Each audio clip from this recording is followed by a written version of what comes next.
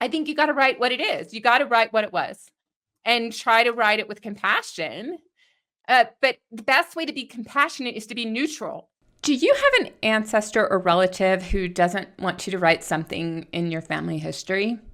Today, we're going to talk about some considerations and some strategies on how to handle this delicate topic. Welcome to the Write Your Family Histories channel's Writer's Corners, where you ask questions that don't quite fit various topics, and I answer them. But who am I? I'm Devin Noel Lee, the author of A Recipe for Writing Family History, a quick guide to help you rapidly write your family stories and turn them into books for your shelves. This is interesting. When I asked Grandma how many times she was engaged, she smiled with a smile I had not seen from her before. It was the greatest response I had ever gotten from an ancestor. Very telling.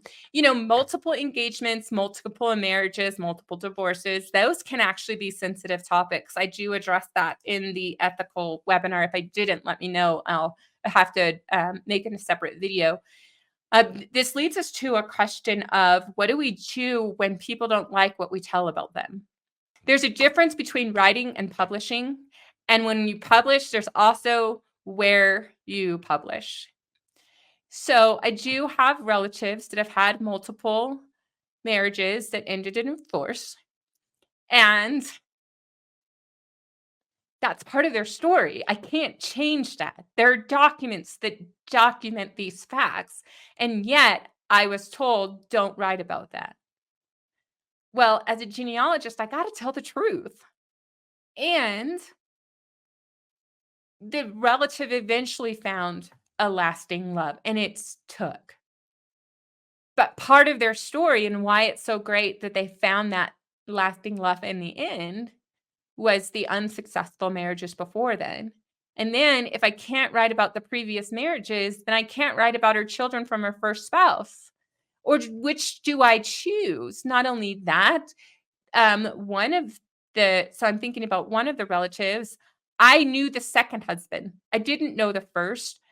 I met the third, but I wouldn't say I knew the third.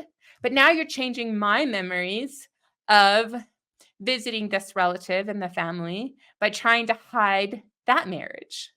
I think you got to write what it is. You got to write what it was and try to write it with compassion. But the best way to be compassionate is to be neutral. This is what happened. I can't change the fact. It is what happened.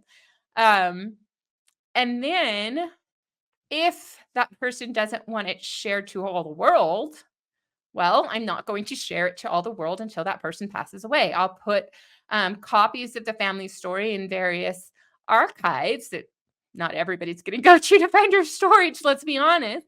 But I want the story recorded in case I pass away before this relative passes away. Does that make sense? But I'm not going to broadcast it and say, hey, family, I have this copy. Everybody get this copy. Because that's how I'm telling the truth, but honoring this relative. And then at some point, the truth is going to come out, and I'm going to be considered a bad genealogist if I didn't record the truth.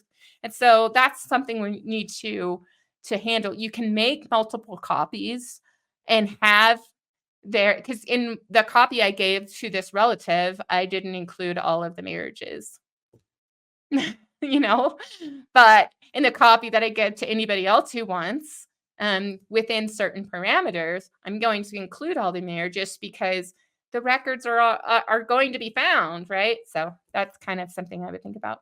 Now, Timothy likes the fact that I say be neutral when you're writing about facts. And it is a great way to document stories. Just be neutral. Don't pass judgment on your ancestors. It is what it was. If your readers have no idea what your bias is, other than just reporting what happened, then you've done your job. Now, Carol talked about how sometimes it's going to be clear that you have a certain bias. For instance, she was talking about the ships that migrated to Australia.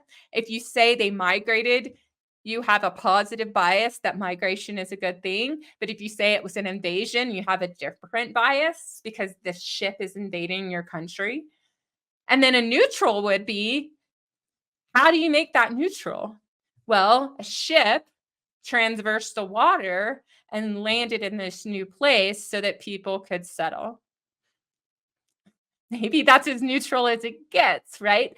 We can't always catch our bias in that way. But if we strive to be just somebody who sits on the shoulder, follows people around, tells their story as it was, I think we're going to do a service to our ancestors.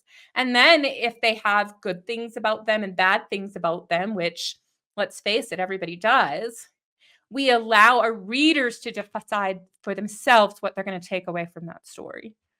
Because we have drunks in our family tree. We have people who were abusers. We have people who abandoned families. I was just thinking this the other day. Let's say a man abandoned his family and went and started a new life with a new wife and had children there. Well, one way to look at it, he's such a jerk. But how often do you say, that woman, she drove him nuts. He was lucky to escape. Too bad he couldn't take the children with him. And that's something that we need to be careful. We don't know what would happen in that marriage. And so we need to just say, okay, he left his family and the wife was left to take care of the children. And this is what she did to provide for them.